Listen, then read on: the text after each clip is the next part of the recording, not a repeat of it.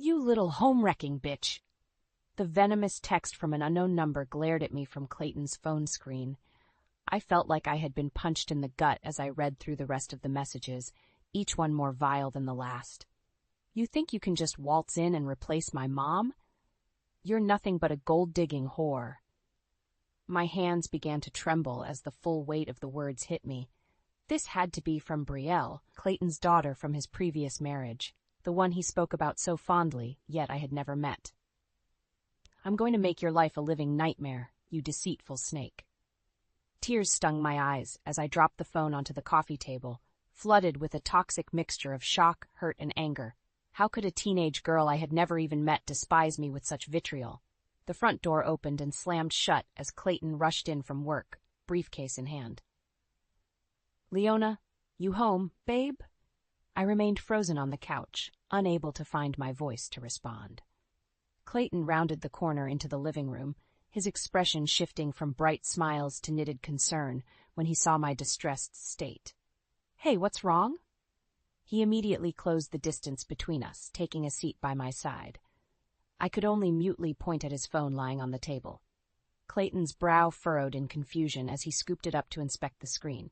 I watched as the color drained from his face while he read through the messages.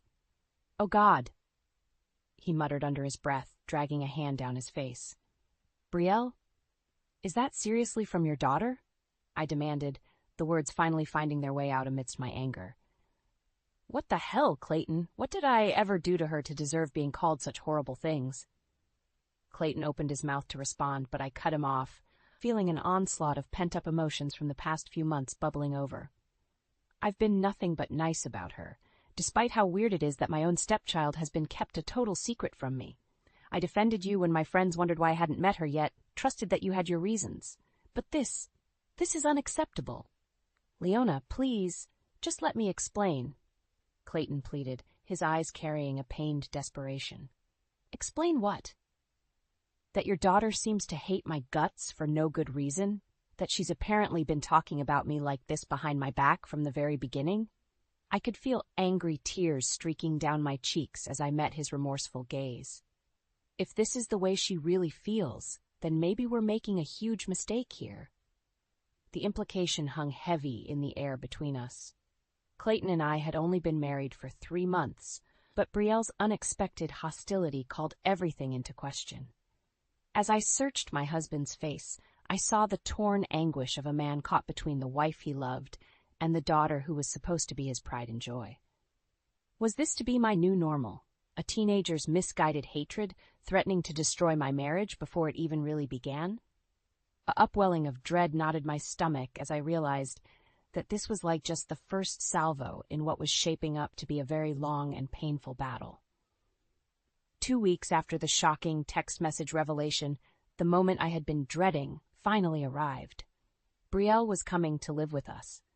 Clayton's ex-wife had gotten a job transfer out of state, forcing the teenage terror to shack up in our peaceful suburban home. I tried to remain optimistic as Clayton and I stood in the driveway, awaiting her arrival.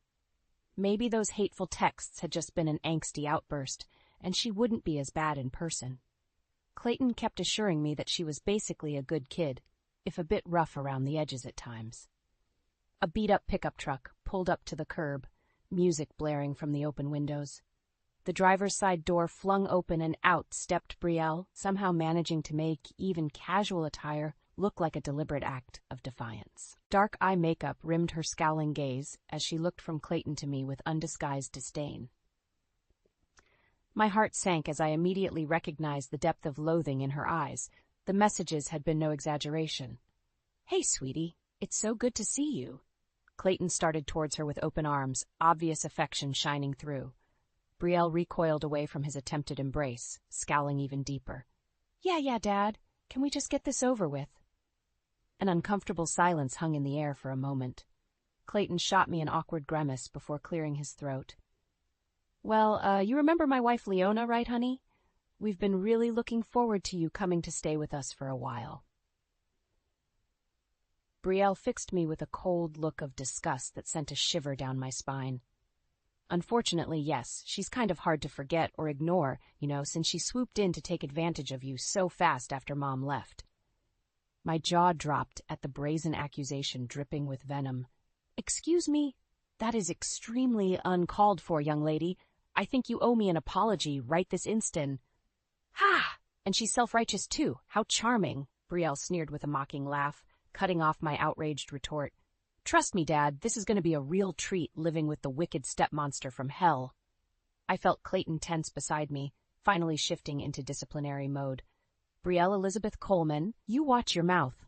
That's no way to speak to Leona after everything she's done to welcome you here." Brielle rolled her eyes so hard it should have strained them. "Whatever. I didn't ask for any of this welcome charade. I totally saw through this sham from day one." With a defiant toss of her hair, she stormed past us towards the house, shoving Clayton's reaching arm aside as he tried to stop her. The sound of her truck's driver's side door slamming shut made me flinch. My husband turned to me with a pained, apologetic look. "Leona, I'm so sorry. I don't know what's gotten into her lately." "Spare me," I spat out, feeling the bulwark of my self-control cracking under the verbal onslaught.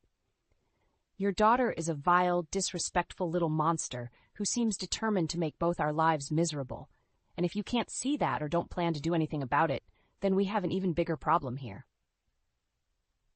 Whirling away from his stunned expression, I stormed into the house and up to the guest bedroom, fighting back angry tears streaking my cheeks. That girl was going to rue the day she decided to take me on. I would make sure of it. If this was how Brielle wanted to play, then game on. That sociopathic brat had just awoken a petty, vengeful side of me that would stop at nothing until she got her bitter attitude in check. One way or another, I was going to make that little monster respect me as the woman of this household. Even if I had to resort to devious, underhanded measures to do it, the gloves were officially off. Things only went from bad to worse after Brielle's dramatic arrival. Over the next few weeks, her behavior became increasingly unhinged and disruptive. She would blast music at all hours, leave messes everywhere, and routinely insult or disparage me to my face. Clayton tried to play referee, but nothing seemed to get through to his darling daughter.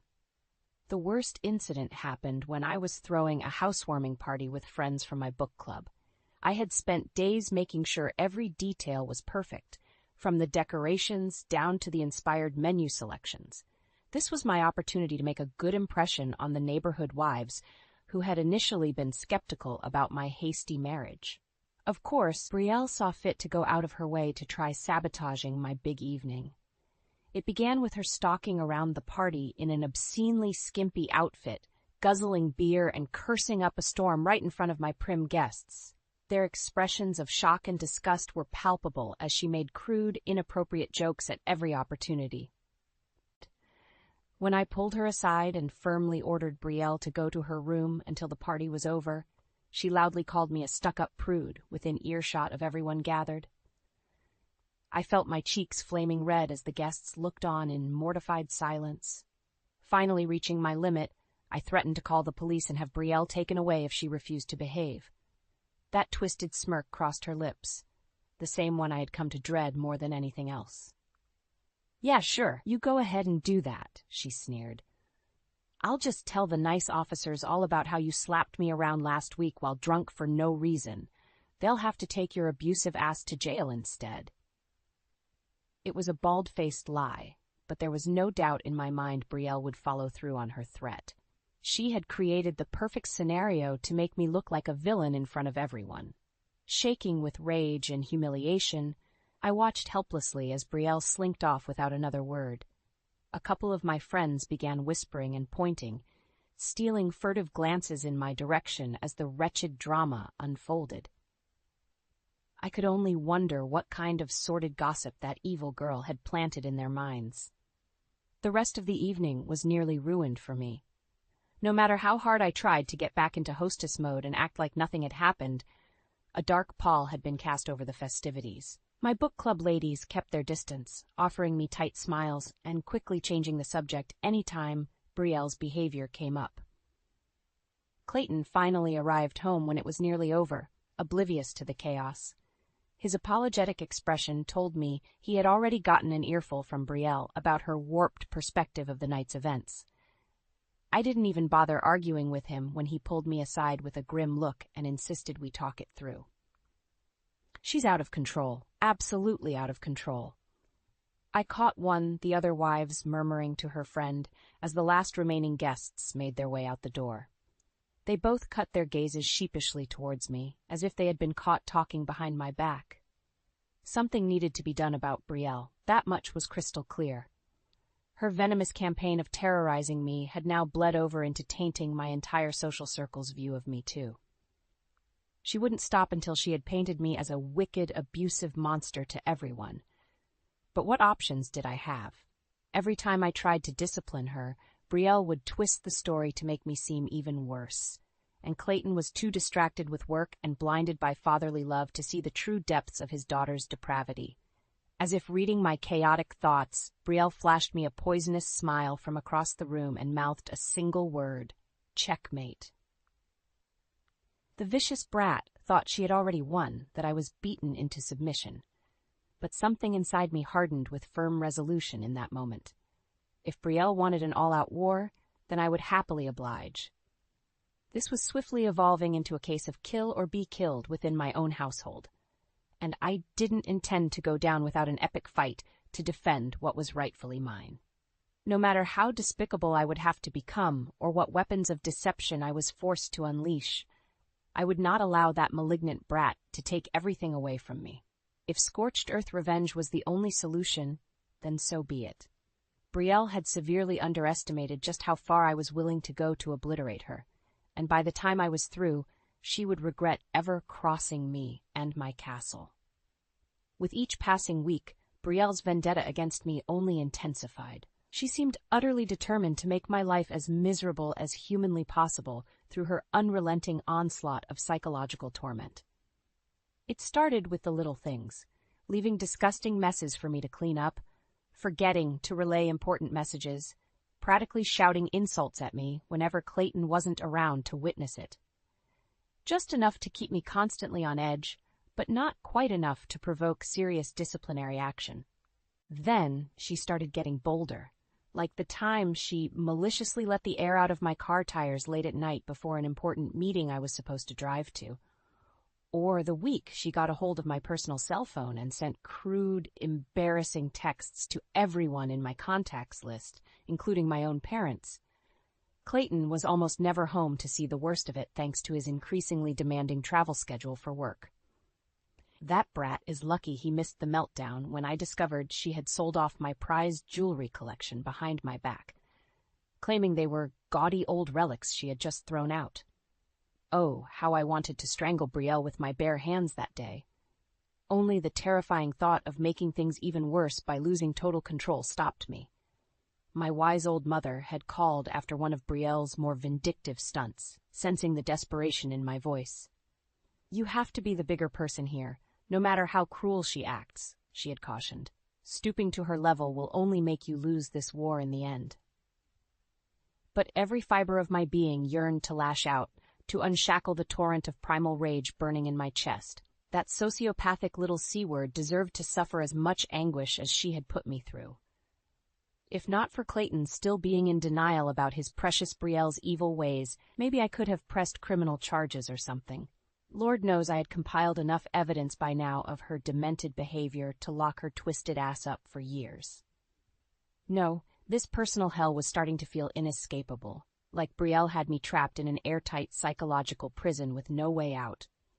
Some nights, I even caught myself pondering whether extreme measures were called for to break free, if permanently neutralizing the threat she posed was the only viable solution. I quickly banished those dark thoughts, not wanting to stray into territory I could never return from. There had to be a better way of handling Brielle, one that played more towards my intellectual strengths. Maybe I could somehow beat her at her own insidious game. It was during one of Clayton's fleeting visits home when the idea finally sparked in my mind. He was sitting on the couch looking drained after another week of constant business trips. Brielle had the TV blaring some inane reality show, clearly just to be obnoxious. "Could you please turn that down?" Clayton sighed, tiredly pinching the bridge of his nose. "I've got such a headache right now." Instead of complying, Brielle just rolled her eyes and deliberately raised the volume even higher, flashing me a mocking smirk as she did so. That insufferable, disrespectful look she always gave was like a red flag taunting a raging bull. "That's it, I've had enough," I declared, snatching the remote from Brielle's hands and switching off the TV entirely. She opened her mouth, undoubtedly to unleash another scathing barrage of insults, but I cut her off. "No, you listen to me for once. Your behavior lately has been utterly deplorable, young lady. I'm putting my foot down. From now on, things are going to change around here. Understand?" Brielle favored me with her most scathing glower yet. "Oh yeah, and what exactly are you going to do about it, you miserable battle axe?" My lips curled into a thin, devious smile as the perfect idea blossomed in my mind's eye. "Just you wait, Brielle. You'll find out soon enough. I'm done playing nice and holding back." She wanted to see the monstrously petty lengths I could stoop? She wanted total war within this household? Fine, then. She was about to get her deepest, darkest wish. It was time to stop walking on eggshells and fight fire with hellfire itself. Gloves off, no more holding back. From here on out, Brielle had better be prepared for the unrelenting psychological onslaught I was ready to unleash. No more misses. Nice girl, Brielle was about to realize the fatal miscalculation she had made in waging this battle against me. By the time I was done, she would be a shattered, submissive wreck begging me for mercy. I was going to systematically dismantle her vindictive schemes, turning her own wicked methods against her until she had no choice but to accept defeat. One deliciously devious ploy at a time, the vicious games were only just beginning. That ungrateful little gargoyle was about to learn you do not mess with Leona. And just like that, the perfect opportunity to unleash the opening salvo of my sinister mind games fell into my lap. A historic winter storm was bearing down on our area, promising to bury us under multiple feet of snow. Schools and businesses started announcing closures days in advance to brace for the brunt of the freeze. Clayton had been slated to return home in time to ride out the blizzard with us, but of course his company prioritized him being on site for some last-minute contract negotiations in Chicago instead. "I'm so sorry. It looks like I'm going to have to stay put here until the storm passes," he had told me over the phone, his voice laced with weary resignation. "Brielle behaving herself okay for you?" I glanced over to where his darling daughter was sprawled out on the living room couch, absent-mindedly flicking pieces of tortilla chip across the floor as she stared at her phone. Catching my smoldering glare, she flashed me a mocking sneer and pointedly crunched an entire mouthful of chips, spitting chunks of debris across the carpet. "Oh yes, she's just been an absolute delight, as always," I responded through gritted teeth. "Don't worry about us, babe. You just focus on doing what you need to do. I can handle things here until you get back." With the snow already starting to steadily accumulate outside, I knew this was my prime chance to put the first stage of my master plan into motion. I just needed to set the trap and lure Brielle right into it. After accidentally unplugging the Wi-Fi router and TV cable box, I hid away in my bedroom with my laptop and a walkie-talkie I picked up from the hardware store. Several hateful texts and slew of profanity-laced insults came bellowing through my door, demanding I fix the internet and television immediately. I responded in a sickeningly sweet tone over the walkie that I was so very sorry, but it looked like the storm must have knocked everything out until it passed over. Brielle's reaction was as explosive as I had hoped. Curse words and hurled objects echoed through the house as her temper tantrum reached deafening new levels. Finally, after nearly an hour of whining and shrieking threats of bodily harm, she seemed to resign herself to entertaining me during this internet blackout. Banging and clattering resonated down the hallway from the living room as she began concocting some fresh hell. Perfect. Time for phase 2. I crept towards the garage and picked up the old can of industrial-strength pepper spray I had stashed there for this occasion. Just a few well-aimed bursts throughout the living room and kitchen, concentrated around Brielle's little nest. The screams of agony and sputtering, hacking coughs music to my ears as the noxious fumes no doubt swirled around her in a scorching crimson haze. I could picture Brielle's eyes watering and burning, her throat convulsing as she gagged for clean air. "What the hell is this? "Oh, God, I can't breathe," she wailed between anguished coughing fits. "Leona, you crazy bitch, I'll kill you for this." Phase 3 was ready. I texted Clayton to let him know the storm must have disrupted the air quality systems, filling our home with exhaust fumes that were rapidly becoming dangerous. I tearfully begged him to send an emergency crew to come extract Brielle and take her somewhere safe, away from the toxic air. He promised to summon the fire department immediately. Of course, by the time they arrived on scene, the pepper spray's effects would have already started to wear off on Brielle, leaving only her streaming eyes and lingering raspy throat as evidence something had been amiss. But she was hysterical enough by that point to corroborate there had been contaminants leaking into the house, making it unsafe. Within the hour, I stood in the doorway watching with deep satisfaction as Brielle was loaded into an ambulance, still coughing and swearing vengeance against me through choked gasps. That miserable little wretch looked utterly pathetic, exactly the way I had envisioned when hatching this plan. Everything had gone perfectly. As the vehicles pulled away and the blizzard howled outside, I made my way back inside, alone at last in the eerie silence. A triumphant smile crept across my face as I imagined Brielle's outrage when she eventually realized her surroundings were not contaminated after all. That I had masterminded this whole scheme just to have her forcibly removed and trapped elsewhere. While she was stuck in the evacuation shelters, I would be free to focus on preparing the next, even more devastating psychological torment designed to shatter her spirit once and for all. The opening shots had been fired, the chess pieces moving into position. This was only the beginning of my merciless crusade to make Brielle's life a living nightmare of carefully calculated cruelty. The fun and games were just getting started. 3 agonizingly long days passed before Brielle was finally allowed to return home.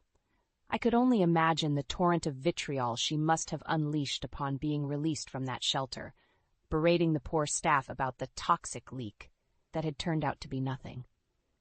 When she stalked through the front door, tracking slushy footprints across the foyer, the look of murderous fury blazing in her eyes was almost palpable. I greeted the seething hellion with a sugary sweet smile from my position on the living room couch. "Why, welcome home, sweetie. I was so worried about you having to stay cramped up in that evacuation center all this time." Brielle's hands clenched into trembling fists as she visibly fought to contain the torrent of rage boiling inside her. When she finally spoke, her voice was a low, quavering growl of barely restrained violence. "You think you're so goddamn clever, don't you? Pulling that deranged little stunt to get me thrown out during the storm. Whatever do you mean?" I countered with a dismissive laugh, feigning innocence even as my heart pounded with intoxicating adrenaline. "I simply did what any concerned and responsible adult would have in that situation to keep you safe." "Cut the bullshit act!" Brielle exploded, flecks of spittle flying as she shook with fury. "I know you orchestrated the whole thing, you twisted, manipulative witch." For a split second, a flicker of doubt lanced through me. Perhaps I had underestimated just how unhinged Brielle's mental state truly was and stirred something too dark and volatile. But before I could entertain those concerns further, the vicious words kept spewing from her lips. "You set me up and had me dragged away into some cold, crowded shelter filled with bums, drug addicts, and freaks? Do you have any idea the trauma and humiliation I endured because of your pathetic need to pull some mastermind power play?" Her chest heaved with sharp, ragged breaths as her building tirade devolved into a guttural scream of pure fury. "I swear to God, if you ever pull anything like that again, there won't be enough pieces left to bury." Bold words from such an entitled, insolent little maggot. Yet a part of me couldn't help but crave the unadulterated venom dripping from them. This was exactly the reaction I had been craving to witness with my own eyes. Brielle completely unraveled, dominance shattered, raw emotions scorching through her veins. Forget physical threats. It was her vulnerability in these moments that provided the ultimate high. My carefully orchestrated torture was beginning to shred away that bitch's prickly layers of arrogance and disdain, one anguished yelp at a time. "Oh, Brielle, you'd be wise to watch that temper of yours," I chided with a patronizing smirk. Getting so worked up isn't at all becoming of a young lady." "Fuck you." The snarled retort nearly caused me to shiver with delight. Just a bit more goading, a few extra prods against her exposed nerve endings, and maybe she would finally snap entirely. Suddenly, an idea sparked in my mind. One last push to drive her right over the edge into full-fledged meltdown. Keeping my features carefully impassive, I rose from the couch and began strolling across the room, all while reaching into my pocket to extract a small object. Brielle immediately tensed further, fists clenched and body braced for an attack as she watched me approach with narrowed, hateful eyes. Yet, when I extended my hand towards her, she recoiled in surprise to find I was merely holding a voice recorder. With a flick of my thumb, I let the device's replay function burst to life, filling the crackling silence between us. "Won't be enough pieces left to bury." Brielle's own shrieked threat echoed all around us, harsh and unmistakable, even as her expression contorted in shock and horror. A coldly triumphant smile curled across my lips. "You hear that, you vicious little gargoyle? I have all the evidence I need of your murderous inclinations right here, safely preserved. So go ahead, make good on your psychotic ramblings, and try to make a move against me." She opened her mouth, but I swiftly cut her off with a cruel chuckle. "No? Nothing to say now that the tables are turned? That's what I thought. You're not quite as tough as you try to play off when you're the one left dangerously exposed." It was delicious to watch Brielle's face flush with impotent rage and humiliation as she realized her own malignant temper had been used to entrap her. The vicious, uncontrolled outburst rendered absolutely toothless by the mere flick of a switch. Basking in the surge of power, I pressed my advantage by leaning in close to deliver the final verbal barbs in a low growl. "Consider this your one and only warning, little girl. Open that hateful, entitled mouth of yours to threaten me again, and Clayton will be getting an earful of this recording, along with a call to the police. So why don't you be a good brat and run along before I really lose my patience?" Brielle's lips mashed into a thin, bloodless line as a muscle danced in her jaw, awash with seething yet trapped anger. All I could do was smile as I watched her turn on a booted heel and stalk away towards her bedroom, deflated and defeated. The first great victory was mine. She had just been driven home nice and hard just how outmatched she truly was in this war. But far from sating my appetite for revenge, that fleeting taste of dominance left me ravenously hungry to completely shatter her pathetic bravado once and for all. This was just the opening parry of what promised to be an utterly brutal, drawn-out psychological beating. I would break her down piece by degrading piece until there was nothing left but a whimpering, broken shadow to scurry away from my mere presence. And she would have no one to blame for creating the torment, but her own vile conduct and disrespect that had sealed her torturous fate. Let the games continue, and may the cruelest bitch reign victorious. Clayton's return home was like a brewing storm front finally breaking. The tension crackling through the air over the past weeks reached a fever pitch, ready to erupt in a maelstrom of harsh truths.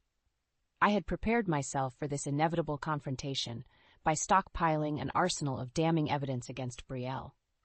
Every threatening text message, insulting voicemail, video clip of her belligerent meltdowns, it was all meticulously catalogued and primed to unleash upon his arrival. The vicious hostility simmering between Brielle and I was impossible to ignore as soon as Clayton walked through the door. He paused in the entryway, shoulders slumping wearily as he took in the potent atmosphere of silent fury. "Why does it feel like a war zone in here?" Brielle immediately opened her mouth, undoubtedly to spew forth a litany of twisted lies and manipulated half-truths about the torment I had been subjecting her to. But I swiftly cut her diatribe off before those poisonous words could do any further damage. "Save it, Brielle," I snapped, leveling an accusatory glare at the petulant brat still poised to launch into hysterics. "Your father's finally going to learn about the reality of your depraved conduct in this household. No more smoke and mirror games from you." Clayton's brow furrowed in obvious confusion and concern as I snatched up the thick file folder crammed with indisputable proof. With a defiant toss of my hair, I thrust the catalog of compiled evidence towards his chest, forcing him to reflexively take hold of it. Take a good long look through there, dear husband, if you can stomach it. Maybe then you'll finally accept the harsh reality of what kind of toxic, abusive monster your precious little angel has been acting like towards me. Leona? What is all this? Clayton sighed, flipping through a few pages with a pained grimace. I could practically see his natural defensiveness already beginning to flare up in protection of his child. Evidence! I shot back fiercely. Documented proof of the unrelenting torment your deranged offspring has been putting me through for months now. Brielle tried to protest, indignant sneers and scowls already contorting her features, but I swiftly rounded on her with bared fangs. Don't even try denying it, you miserable little wretch. I have everything right here. Recordings, videos, written transcripts, the entire ugly truth, all laid bare at last. Just try and talk your way out of this with more of your sickening compulsive lies. Clayton's patience had clearly reached its limit. Snapping the folder shut, he fixed us both with a stern, commanding glare that immediately quelled the dueling outbursts. That is enough from both of you. Brielle, go wait in the other room while I try to make sense of this madness going on. And Leona, you too. I need a few minutes alone to process everything. Though incredulous frustration burned inside me at being temporarily dismissed, I bit back any protests and obeyed, not wishing to push him any further while I held the high ground. As I stalked out of the room, I noticed Brielle remained rooted in place, arms crossed defiantly. Did you not hear me? Clayton's raised voice carried an unmistakable air of authority none of us dared defy. I said, go wait and let me handle this. Brielle shot me one last withering glare of pure loathing before slinking off to the other room without a word. I couldn't resist a smug smile of satisfaction as I took up position just outside the doorway's earshot. It would be so delicious to hear Clayton righteously tearing into her after her reprehensible antics. The muted tones of his lecturing voice rumbled for nearly an hour, punctuated by her occasional terse interjections, quickly silenced. At one point, a particularly harsh bark of rebuke made me almost feel a twinge of pity for the scalding parental onslaught she was undoubtedly absorbing. Almost.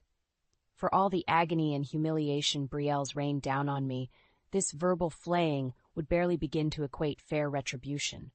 She deserved far worse than just a censuring lecture, and once Clayton calmed down, perhaps I would be able to convince him she needed even harsher repercussions. Finally, the door creaked open, and Clayton reappeared looking utterly crestfallen and drained. His eyes swam with warring emotions, disappointment, anger, shame, as they settled wearily on me. Leona, I can't even begin to find the words to describe how sorry and appalled I am at the way Brielle has been behaving. This is utterly unacceptable conduct, and it ends right now. You believe me, then? I couldn't resist asking with bated breath. He nodded warily, pinching the bridge of his nose in evident dismay. Yes, I believe you, and we need to have a very serious discussion about getting that girl some intensive therapy. My heart fluttered victoriously, giddy waves of vindication and triumph crashing over me. So the hellspawn had been laid bare at last, her web of lies and deception shredded to reveal the remorseless truth. I had won. There was no more denying that fact after such an arduous battle. Yet as I watched Brielle emerge from the other room, eyes downcast and features radiating petulant defiance even after such a thorough dressing down, I couldn't help but feel a gnawing sense that this was far from over. Our gazes locked across the room, twin infernos of blistering hatred and resentment clashing with palpable force. For every ounce of my elation, she burned with even more bitter rage at having her toxic agenda dismantled so completely. This was meant to be the end, her ultimate comeuppance after so many transgressions. But staring into those merciless eyes, I felt an ominous chill trickle down my spine. Perhaps all I had really accomplished was to ignite an even fouler blaze yearning for its own vengeance. In the aftermath of that fateful confrontation, an uneasy truce settled over the household. Brielle seethed in sullen silence, no longer directing open hostilities my way, yet still radiating palpable resentment whenever we occupied the same space. For my part, I basked in the glow of hard-won vindication, savoring my triumph over her vile scheming. Clayton remained utterly dismayed by the entire messy situation, vacillating between disappointment in his daughter's unrepentant conduct and disappointment in himself as a father. Lengthy screaming matches punctuated by deafening silence became the new norm as he struggled to find a path forward. She needs professional help, Leona. This level of anger and acting out isn't normal. It's something deeper and more disturbed. I nodded in solemn agreement as we sat together one evening after another. Unsuccessful attempt at a family discussion had dissolved into explosive tirades. You're right. As much as I would love nothing more than to simply wash my hands of that malignant brat altogether, enabling her toxic behavior any further isn't an option. Clayton sighed, features etched deep with weary resignation. I think it may be time to send her back to her mother's permanently. Get Brielle into an intensive program somewhere to get the help she so desperately needs before her issues metastasize even further. The balm of those words was soothing to my very soul, a chance to finally excise the poisonous influence from our lives once and for all. Yet I maintained a carefully impassive expression, not wanting to appear too eager. If you truly believe that's best, dear, then you have my full support. I want nothing more than to fix this fractured family, but your daughter's well-being has to take priority over everything. Thank you, he murmured, reaching over to give my hand an appreciative squeeze. Thank you for being so understanding through this whole torturous ordeal. I hope it's not too late for Brielle to find her way back from that dark path she started down. I forced a small, reassuring smile in return as that gnawing sense of victory blossomed in my chest. Soon, the waking nightmare would finally be over. Unsurprisingly, Brielle's reaction to the news about being sent away for treatment bordered on outright hostility. She ricocheted wildly between scathing insults, venomous threats, and desperate, pleading promises to behave, anything to cling to even a shred of control over the deteriorating situation. But Clayton's mind was made up, his patience and tolerance utterly depleted by her toxic conduct. Brielle's vindictive tantrums could no longer sway him. She had simply crossed one line too many, somewhere along the way. The day she was due to depart, a tense pall hung over the house. I couldn't quite conceal a slight satisfied smirk when she descended the stairs with her belongings in tow, glowering daggers in my direction. Enjoy your freedom while it lasts, she hissed under her breath as we passed in the hallway. One of these days, you'll get yours. I arched an eyebrow but otherwise remained impassive, causing her eyes to narrow into hateful slits. No matter how tempting the prospect was to hurl a few final parting shots, it felt somehow beneath me at this late stage. The battle was over, and the victor decided. Any further cruelty now would simply be excessive. Brielle had been utterly routed, her own malignant machinations catalyzing a devastatingly permanent exit from our lives. Allowing her to slink off while clinging to even a shred of dignity felt like the most utterly galling punishment of all. Let her wretched, fragile ego be the final victim as karma rendered its ultimate verdict. At long last, the front door opened and she cast one final look over her shoulder at me. Pride and venom warred across her features as she opened her mouth, poised to unleash a torrent of hate, only for her expression to crumple as Clayton pulled her into an unexpected, bone-crushing embrace she seemed powerless against. "It's going to be okay, baby," he murmured into her ear, sounding dangerously close to tears himself. We're going to get you the help you need so you can finally heal. I'll make this right, I swear." For a precious fleeting moment, a tiny crack exposed the broken, anguished child still lurking behind Brielle's hardened facade. The thinnest glistening of tears welled in her eyes before she blinked them away, features hardening once more into a stoic mask of defiance and denial. With one final backwards glare of utter contempt directed squarely at me, Brielle finally allowed herself to be led towards the waiting car destined to carry her towards her court-appointed treatment program. Part of me wondered if this would finally break the cycle of hatred, or merely plant the seeds for all new conflicts yet to come. Only time would tell if her demons could truly be exorcised, if she stood any chance of one day emerging rehabilitated. But for now, all I cared about was the overwhelming relief of having that cancerous presence removed from our household at last. As the car pulled away, I felt Clayton's hand slip into mine and give a reassuring squeeze. A sad, weary smile tugged at the corner of his mouth when our eyes met, that unmistakable gratitude for the fresh start we had both sacrificed so much to seize radiating from his gaze. At long last, all the pain and torment had finally achieved its purpose. Our castle was ours again.